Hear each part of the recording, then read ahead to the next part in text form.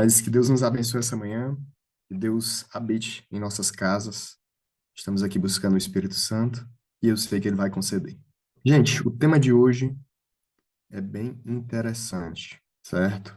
E tem por nome o Pacto Mayflower, é o berço da liberdade religiosa. Para começar essa história, essa mensagem, a gente vai retroceder aqui até 1337. A gente vai lá para a Inglaterra, vamos fazer uma viagem até a Inglaterra de 1337.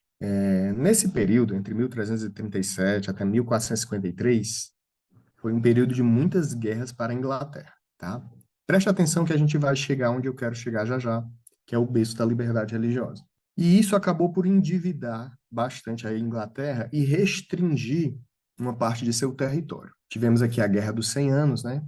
Que durou de 1337 até 1453. Essa Guerra dos 100 Anos aí foi uma guerra entre a Inglaterra e a França. Ela dura aproximadamente 116 anos. O rei Eduardo III, né? Ele, a princípio, ele era rei da Inglaterra, ele venceu os franceses. Entretanto, os franceses, liderados, né, por uma pessoa chamada Joana d'Arc, vocês já devem ter ouvido falar, eles recuperaram os territórios perdidos para Eduardo III, o que acabou por fazer com que a Inglaterra desistisse, né, de muitas reivindicações territoriais dela, mas acabou por endividar o país.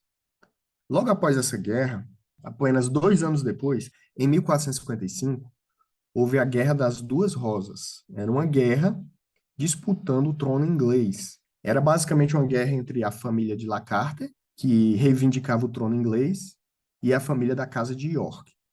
Eles começaram a guerrear. Essa guerra aí durou entre 1455 até aproximadamente 1485, então aproximadamente 30 anos de guerra. No final dessa guerra, houve o coroamento de Henrique VII. Isso aqui é onde começa aqui nossa mensagem, né? Que ele era da dinastia Tudor. Então, a partir de Henrique VII, da dinastia Tudor, vão ter uma série de reis da dinastia Tudor. Esses reis vão variar entre católicos e protestantes, né? Que apoiam o catolicismo e que apoiam o protestantismo. Isso é um período bem difícil aqui, certo? Quando Henrique VII morre, quem vem ao trono aqui, né? É Henrique VIII, certo? E Henrique VIII, ele era casado com a Catarina de Aragão. Catarina de Aragão era católica, certo? Só que tinha uma mocinha na casa de Henrique VIII, que era a Ana Bolena. Ana Bolena, né, ela era companheira de Catarina de Aragão, né? Ela é dama de companhia de Catarina de Aragão. E Ana Bolena era protestante. Então, o rei Henrique VIII estava casada com Catarina de Aragão, que era católica, e se apaixonou por Ana Bolena, que era protestante. Ana Bolena é mãe de Elizabeth I, uma das principais rainhas do trono inglês, certo? Então, o Henrique VIII pegou e quis se separar de Catarina de Aragão e quis casar com Ana Bolena. E ele pediu autorização ao o líder da Igreja Católica, né, o Papa Clemente, e o Papa negou a separação dele de Catarina de Aragão. Quando o Papa negou a separação dele com Catarina de Aragão, ele criou um ato de supremacia em 1534, onde Henrique promoveu o ato de supremacia declarando-se como o líder máximo da Igreja da Inglaterra e estabeleceu a independência, a autoridade papal. E ele criou a Igreja Anglicana, né? Então ele rompeu com o Papa e disse: "Não, o Papa sou eu", né? E ele agora era além de ser rei, né? Ele passou a ser o líder máximo da Igreja da Inglaterra, que era a Igreja Anglicana. Quando ele começou a reinar, né? Como a Igreja Anglicana, a princípio houve uma liberdade, né, para os protestantes da região. Eles vinham de várias e várias perseguições da Igreja Católica, né? Só que Henrique VIII foi substituído, né, por Eduardo VI. Esse Eduardo VI, que era filho de Henrique VIII, também promoveu o protestantismo na Inglaterra, ele apoiou. Só que Eduardo VI, ele era um pouco doente, né? Ele durou pouco tempo no reino. E apesar de promover o protestantismo, ele morreu muito cedo, né? E foi substituído por Maria I, né? Tá aqui a Maria I, apelidada de Maria Sangrenta. Essa Maria I era filha de Catarina de Aragão e ela era católica. E quando Maria I veio ao poder, né, substituindo seu pai, ela trouxe o catolicismo de volta para a Inglaterra, né? E ela começou uma série de perseguições àqueles protestantes que estavam tendo liberdade na Inglaterra. Então, ela criou uma série de restrições à liberdade religiosa, mandou matar muitos protestantes e se tornou conhecida como Maria Sangrenta. Reinou de 1553 até 1558. Ocorre que ela morre, todos aqui na dinastia Tudor ainda, né? Daquele primeiro Henrique VII. E quem vem reinar no lugar é essa moça aqui, Elizabeth I, que foi uma grande rainha. A Elizabeth I já é filha de Ana Bolena. Então, ela já tinha tolerância aos protestantes, certo? Elizabeth era filha de Ana Bolena, ela é conhecida como Rainha Virgem. E no reinado dela, ela tentou conciliar, equilibrar os elementos católicos e protestantes na igreja anglicana. Então, ela, para não dar tanta confusão, ela pegou alguns elementos da igreja católica e tentou incorporar dentro da igreja anglicana, que isso foi um problema, né? O objetivo dela era promover uma tolerância religiosa, né? Eles não são tão diferentes da gente, né? Só que ela promoveu algumas limitações para alguns grupos que eram mais extremistas, que não aceitavam essa incorporação de práticas, algumas práticas católicas, dentro da igreja protestante, certo? Essa rainha, Elizabeth I, ela é conhecida por sua capacidade política, era uma excelente gestora, né? Ela é a última da rainha da dinastia Tudor. A Inglaterra, no período da Elizabeth I, ela começa a se desenvolver na exploração marítima, né? Então, ela começa a incentivar e a financiar a exploração marítima. Até então, a exploração marítima, pelo Tratado de Tordesilhas, era de Portugal e Espanha, né? Só que agora, Elizabeth I quer fazer parte, né, das explorações marítimas, né? E ela começa a estimular a questão das viagens marítimas para a expansão do território inglês, né? Então, ela começa a financiar algumas pessoas, né, para explorar a questão marítima. Entre eles está o senhor Francis Drake, né? Elizabeth financiou ele com o intuito dele abrir, né, e autorizou até ele a saquear navios franceses, né, espanhóis, autorizou ele realmente a praticar a pirataria, né? E Francis Drake, nessa tentativa, né, de ampliar o comércio marítimo, ele pede permissão para a colonização, né, da América. E ela permite ao senhor Walter Raleigh, né, em 1584, a permissão de efetuar a colonização das Américas, né, juntamente com outros países que estavam tentando colonizar. Então, aqui, a Inglaterra começa a enviar navios, né, não apenas comerciais, mas navios de colonização. Houve as expedições à Virgínia, entre 1584 até 1587. O senhor Walter Raleigh liderou as expedições à Terra, que batizou de Virgínia, em homenagem à Rainha Elizabeth I, né, que ela era conhecida como, eu até acabei de citar, né, Rainha Virgem, exatamente. Após a morte de Elizabeth I, o rei Tiago I, né, começa a reinar. E esse rei Tiago I, ele quer resolver o problema, né, dessa guerra constante na Inglaterra, que é entre católicos e protestantes. Então ele quer, de alguma forma, reduzir esse problema. A Inglaterra, depois de muitas guerras, não está bem financeiramente, está tentando expansão marítima e precisa reconciliar entre católicos e protestantes, né? Esse rei, Tiago I, ele é rei da Escócia.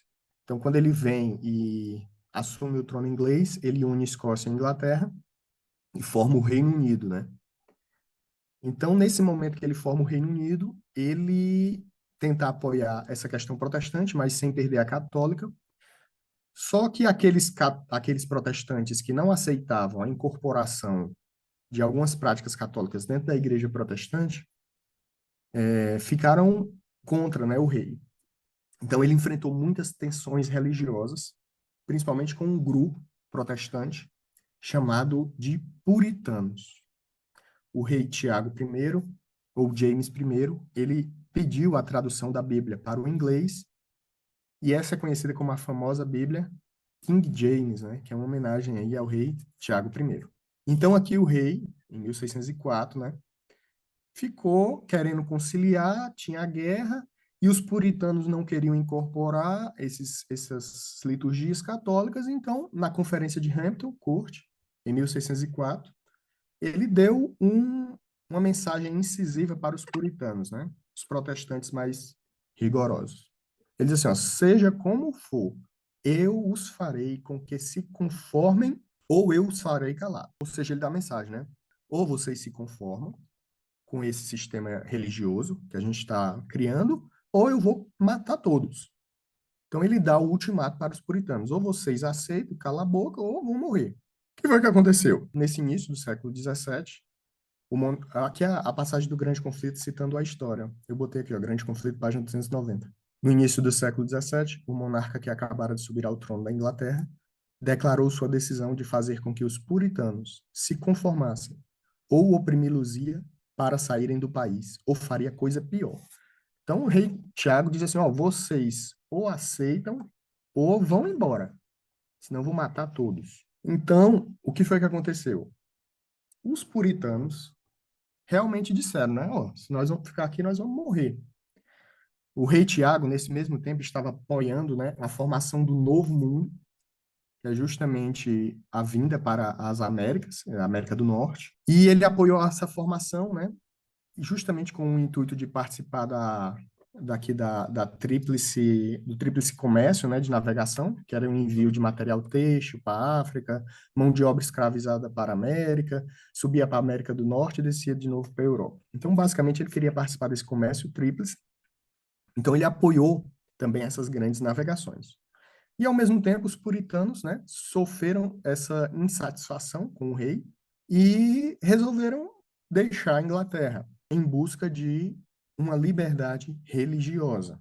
Então, os puritanos, né, souberam que existia uma terra deserta, deserta entre aspas, tá? Porque tinham nativos, mas eu digo com poucas pessoas, que era conhecida como Novo Mundo, e era uma terra próspera, onde, em especial, eles poderiam conseguir a tão sonhada liberdade religiosa. Em 1607, é fundada a colônia de Jamestown, na América do Norte.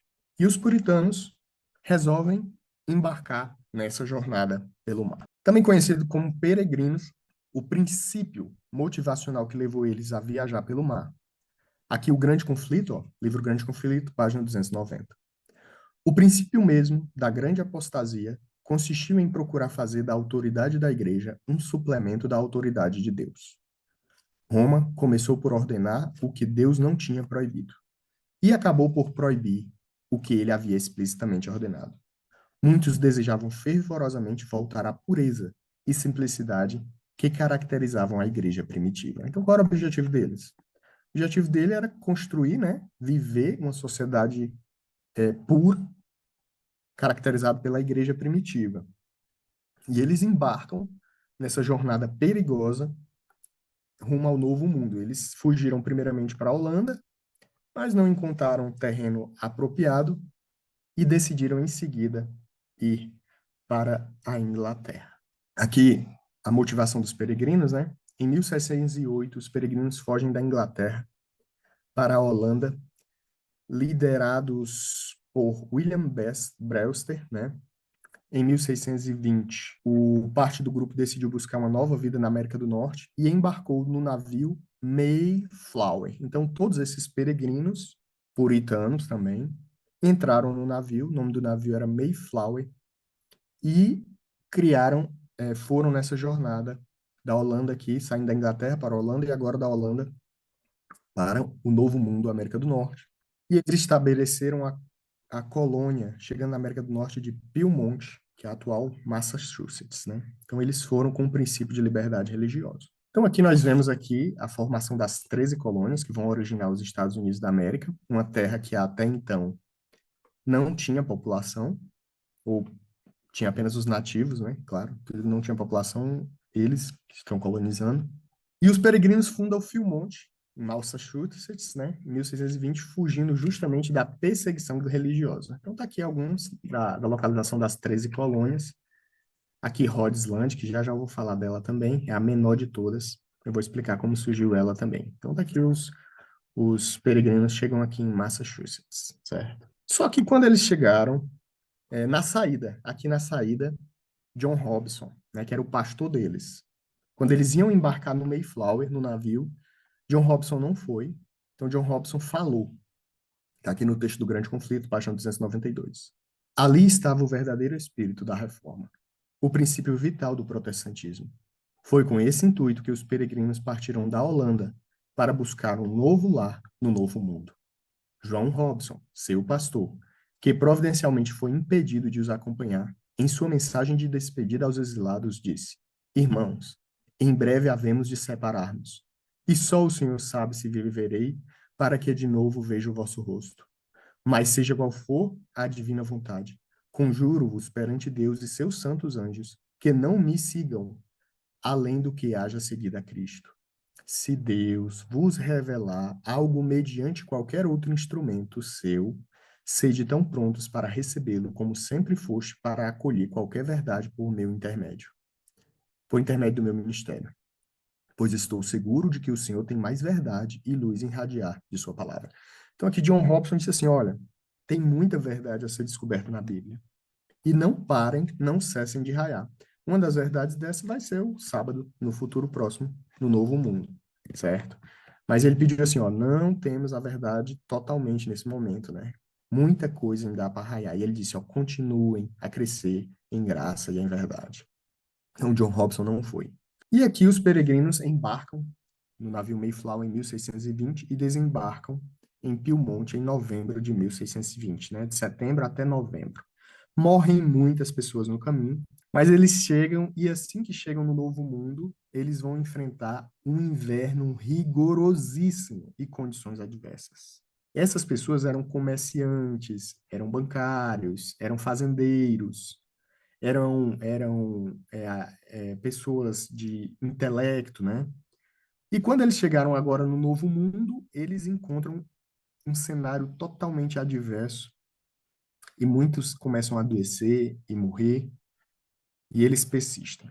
Eles não sabem muito bem as técnicas de plantio, de cultura, e, os, e houve uma interação com os nativos americanos. Os nativos americanos começaram a ensinar práticas de agricultura para eles, né? E eles, como comerciantes, eles não tinham tanta prática. Então, eles tiveram que aprender a plantar, tiveram que aprender a pescar, tinham que conviver com a solidão, estavam longe da família. Isso tudo eles fizeram em busca da liberdade religiosa, que hoje nós tanto desprezamos ela, né? E em outubro de 1621, eles pela primeira vez conseguem uma colheita. E essa colheita que eles conseguem, né? Eles ficam tão felizes, né? Que conseguiram a colheita, estão conseguindo se estabelecer naquele local, que eles fazem uma grande festa, né? Essa festa é chamada de Dia de Ação de Graça, que os Estados Unidos comemora até os dias de hoje, né? Esse sucesso dessa primeira colheita, ela teve essa grande festa, né? Tinham 50 peregrinos na festa, 90 Wampanoag, né? Que era a tribo local que ensinou eles a pescar, e eles se alimentaram de peixes, veados, milho, abóbora e outros vegetais. Então eles fizeram essa grande colheita, conseguindo se estabelecer no Novo Mundo, né? Tinha uma grande festa. Em 1620, né, aproximadamente, tinham 2.500 pessoas nesse Novo Mundo, né? Em 1776, aí pouco tempo depois, né, cerca de 1620, 1720, né, poucos 150 anos talvez, eles passaram de 2.500 pessoas para 3 milhões de pessoas, né? Eles tinham uma coisa chamada doutrina da moral coletiva, né? A doutrina da moral coletiva dizia que se um pecasse, ele contaminaria todo o povo, né? Então eles eram bem rigorosos com a questão da doutrina, né? O camarada pecasse, ele estaria contaminando todo o povo, ele tinha que ser repreendido, né? Eles também criam na doutrina da predestinação, né? E essa doutrina da predestinação, ele cria, né, que Deus os tinha predestinado a estar ali. A igreja deles era um pouco diferente das igrejas da Inglaterra, eram bem mais simples. A taxa de mortalidade era muito alta, tinha uma taxa de natalidade, mas a mortalidade por doenças era alta. Eles tinham padrões como se vestir corretamente, que eles acreditavam, né? A iluminação das casas era bem simples também. Eles tinham padrões alimentares também, com simplicidade.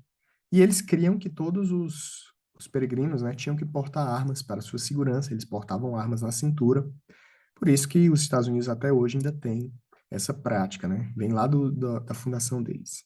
As crianças entravam na agricultura a partir dos 12 anos. Eles não eram vistos mais como crianças, mas sim como adultos. E as casas deles eram casas simples, ventiladas, e era bem padronizado, não existia muita exuberância de uns para os outros.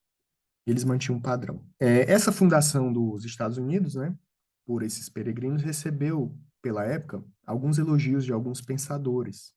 Alex Tocqueville, por exemplo, pensador francês, elogiou os puritanos. No livro Em A Democracia da América, ele destaca que eles uniram liberdade à religião, praticaram o autoexame e integraram os princípios religiosos de sua vida cotidiana. Ele admirava a dedicação dos puritanos à liberdade e à religião e à ética do trabalho, vendo como influentes na formação da sociedade democrática americana. Então, quando Alex Tocqueville viu a sociedade americana se formando, ele disse: olha, são pessoas cristãs, são pessoas que prezam pela liberdade religiosa, eles valorizam muito o trabalho, inclusive no início da idade, a partir dos 12 anos, as crianças trabalham, ajudam, são simples. John Adams também, né, segundo o presidente dos Estados Unidos, em 1780, ele deu a declaração, né, os puritanos deram à América seu caráter não apenas de sua religião, mas suas leis, seus costumes e, em especial, sua maneira de viver. Então, os puritanos influenciaram, né, até os dias de hoje. O que que acontece? Com o tempo lá, eles fugiram por causa da restrição de liberdade religiosa, só que pouco tempo lá eles começaram a impor as restrições à liberdade religiosa aos próprios colonos das Américas. Olha aqui o que é que diz o Grande Conflito, página 293. A doutrina de que Deus confiara à igreja o direito de reger a consciência e de definir e punir heresia é um dos erros papais mais profundamente arraigados. Conquanto os reformadores rejeitassem o credo de Roma, não estavam inteiramente livres do seu espírito de intolerância. As densas trevas em que, através de longos séculos de domínio, havia o papado envolvido a cristandade inteira, não tinha sido mesmo então completamente dissipadas. Disse um dos principais ministros da colônia de Baia, em Massachusetts. Foi a tolerância que tornou o mundo anticristão. E a igreja nunca sofreu dano com a punição dos hereges. Veja aqui que eles já estão querendo usar o Estado para punir os hereges. Eles fugiram da perseguição religiosa e já começaram a perseguir os próprios colonos. Foi adotado pelos colonos o regulamento de que apenas membros da igreja poderiam ter voz ativa no governo civil, ou seja, só podia ser político se fosse da igreja. Aquele pensamento católico estava tão implementado na cabeça dele que eles implementaram a mesma coisa de que fugiram. Formou-se uma espécie de dependência de Estado eclesiástico, exigindo-se de todo o povo que contribuísse para o sustento do clero, ou seja, era obrigado a pagar o dízimo, né? Concedendo-se aos magistrados a autorização para suprimir a heresia. Assim, o poder secular encontrava-se nas mãos da igreja. Não levou muito tempo para que essas medidas tivessem um resultado inevitável, a perseguição. Então, eles fugiram da perseguição religiosa e eles queriam liberdade religiosa, só que aqueles queriam liberdade religiosa para eles, não para os outros, né? E começaram a perseguir os próprios colonos, né? Isso eles receberam críticas de alguns pensadores, né? Durante Daphne, ele falou, né? Os puritanos fugiram para a América para terem liberdade de adorar a Deus. E a primeira coisa que fizeram quando chegaram lá foi estabelecer uma igreja que não permite liberdade de adoração. Eles fugiram para ter liberdade religiosa e implementaram a perseguição, né? Você vê como está enraizado na mente da pessoa, forçar os outros a essa prática religiosa. E nesse contexto, chega um rapaz chamado Roger Williams, ele chega um pouco depois, e ele foge da Inglaterra com o mesmo princípio que fugiram os puritanos. Ele disse assim, eu vou fugir da Inglaterra, vou para o Novo Mundo, onde lá eu vou ter liberdade religiosa. Só que Roger Willis, quando ele chega no Novo Mundo, né, ele encontra algo que ele não esperava encontrar, que justamente a perseguição religiosa. Ele foi ser pastor de uma igreja batista e lá ele foi proibido de celebrar os cultos dele, porque ele não estava vinculado à igreja estatal. Olha aqui o que diz o Grande Conflito, página 294. A assistência aos cultos da igreja oficial era exigida sob pena de multa e prisão. Ou seja, se o camarada não desse o dízimo, era multado ou preso. Williams reprovou a lei. O pior regulamento do Código Inglês era o que tornava obrigatória a assistência da igreja à paróquia. Obrigar os homens a se unirem ao credo diferente considerava ele como flagrante violação de direitos naturais. Arrastar ao culto público os irreligiosos e os que não queriam apenas se assemelhava a exigir a hipocrisia. Ou seja, o camarada não quer ir para a igreja, você força ele a ir, você não está exigindo um culto a Deus, você está exigindo uma hipocrisia. O cara está indo forçado. Ele era contra isso, né? Ninguém deveria ser obrigado a fazer culto, acrescentava ele, ou custear um culto contra a sua vontade. Pois que, exclamavam seus antagonistas, aterrados com seus dogmas. Não é o obreiro digno do salário? O pessoal defendia, né? Essa ideia. Aí John Robson, não, Roger Williams dizia, né? Sim, replicou ele, dos que o assalariam. Quer dizer, não é o obreiro digno do salário? É, mas dos que o assalariam, né? Só dos seus membros e não do Estado. Então, Roger Williams foge dessa perseguição religiosa e ele vai passar um aperto muito grande. Diz aqui o Grande Conflito, página 295. Durante 14 semanas, diz ele, fui dolorosamente torturado pelas inclemências do tempo, sem saber o que era pão ou cama. Mas o mais sagrado direito do homem, os corvos me alimentaram no deserto. E uma árvore o camuflou muitas vezes lhe serviu de abrigo. Assim continuou a penosa fuga através da neve e das florestas, até que encontrou refúgio numa tribo indígena.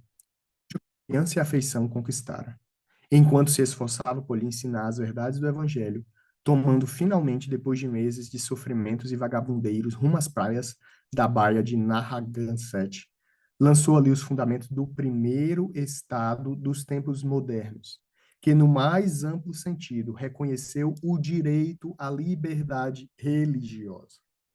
O princípio fundamental da colônia de Roger Williams era que todo homem teria liberdade para adorar a Deus segundo os ditames da sua própria consciência.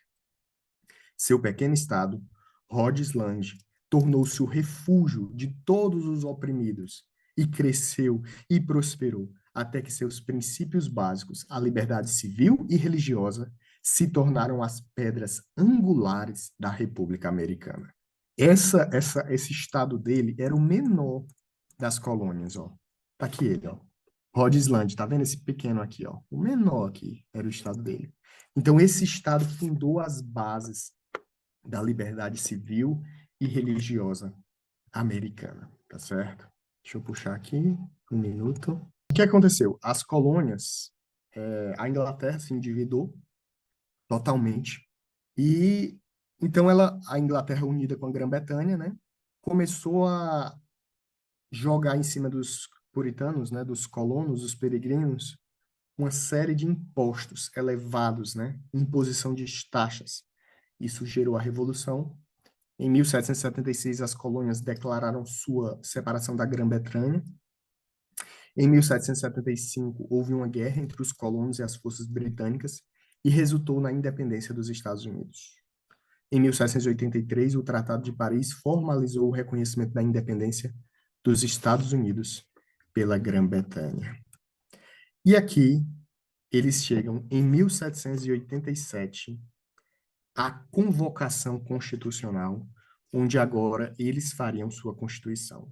E a prioridade dessa Constituição era a liberdade religiosa, algo que nenhum outro país tinha nesses moldes, né? Então, a princípio, foram propostas 12 emendas para a Constituição da República dos Estados Unidos, e essas 12 emendas foram levadas a voto e foram aprovadas 10 emendas, né, ratificadas. E a primeira de todas as emendas, a primeira Constituição dos Estados Unidos da América, em 1791, diz: o Congresso não fará lei alguma estabelecendo religião ou proibindo seu livre exercício, ou restringindo a liberdade de expressão ou da imprensa, ou o direito das pessoas de se reunirem pacificamente e de fazerem petições ao governo para reparação de seus agravos. Ou seja, a primeira emenda constitucional dos Estados Unidos estabelece que o Congresso, o Estado, não poderá fazer nenhum tipo de estabelecimento de religião ou proibir o livre exercício da religião. E aqui é fundado as bases da liberdade religiosa nos Estados Unidos da América. E aqui eu queria ler algumas coisas para vocês, porque isso aqui é muito importante, tá bom? Esse país, essas colônias eram chamadas de Novo Mundo, né? E olha só o que diz aqui, né? Eu tô lendo esse livro aqui, tá? A Formação dos Estados Unidos.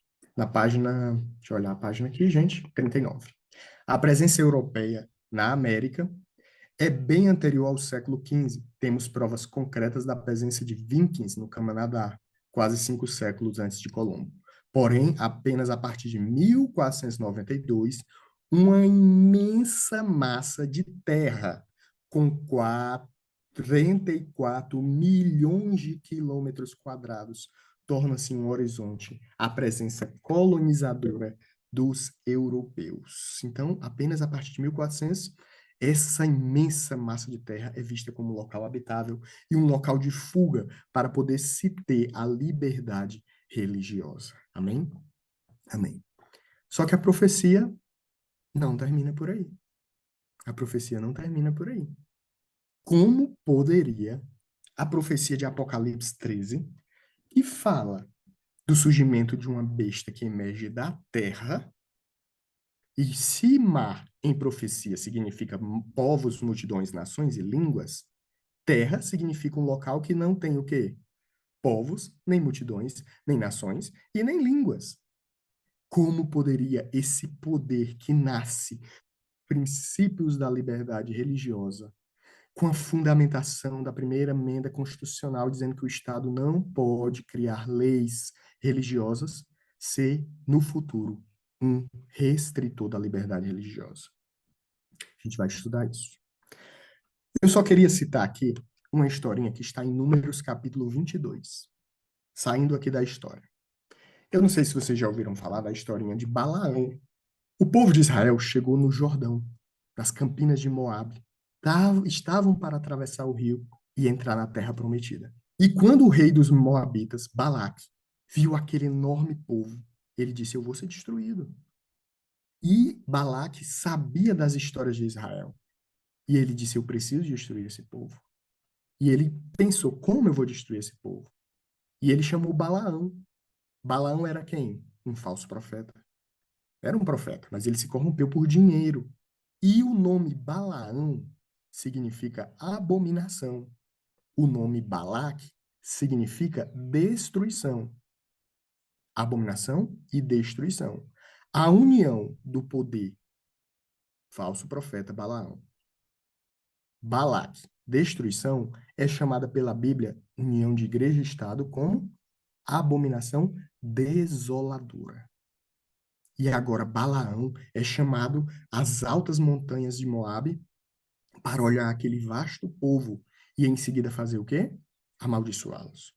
Por 3 vezes. Balaão tenta amaldiçoar o povo e não consegue. Balaque fica indignado e desce com muita fúria. E Balaão dá a ideia a Balaque: se não podemos amaldiçoá-los, vamos fazê-los pecar.